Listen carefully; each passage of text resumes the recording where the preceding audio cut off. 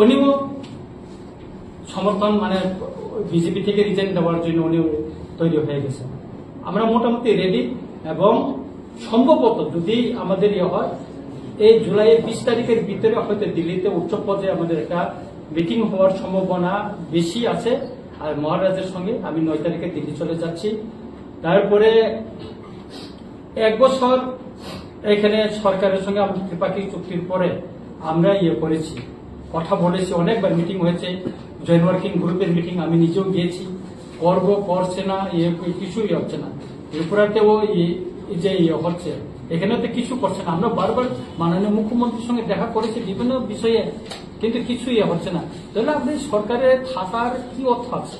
আপনারা বলুন, ত্রিপাক্ষিক চুক্তি 1 বছর হয়ে গেল, বেশি ইলেকশন হইতেছে না। এখানে 125 অ্যামেন্ডমেন্ট বিল করে এডিসির একটা ক্ষমতা পাঠানোর কথা, দেওয়ার কথা।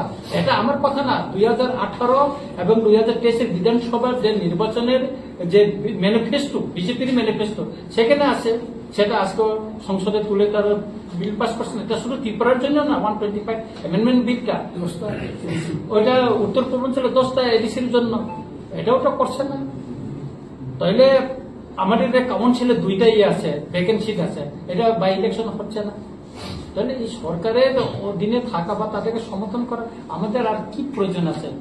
আমরা সেই জন্য আমরা লাস্ট মাননীয় স্বরাষ্ট্রমন্ত্রীর সঙ্গে আমরা দেখা করবো, কারণ যেহেতু আমাদের অ্যালায়েন্সটা, আমাদের দিল্লির সঙ্গে হয়েছে, সেখানে আমরা কথা বলবো। তারপরে আমরা মোটামুটি সমর্থন প্রত্যাহার করার দিকেই আমরা মোটামুটি তৈরি হয়ে গেছি। আমাদের সবাই 13 জন আমাদের এমএলএ মিনিস্টার আমরা রেডি আছি এবং আমাদের এমপিও রেডি আছে।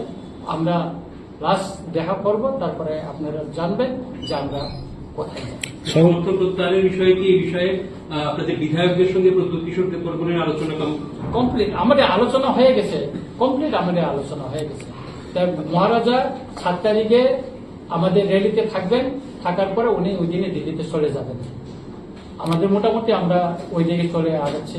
আপনারা দেখছেন আমাদের কিছুদিনে রাজনৈতিক পরিস্থিতিটা কোন দিকে গড়াচ্ছে। আমি তো রেগুলার বলে যাচ্ছি এই সরকারের সঙ্গে থাকার প্রয়োজন নেই। তো আপনাদের দলের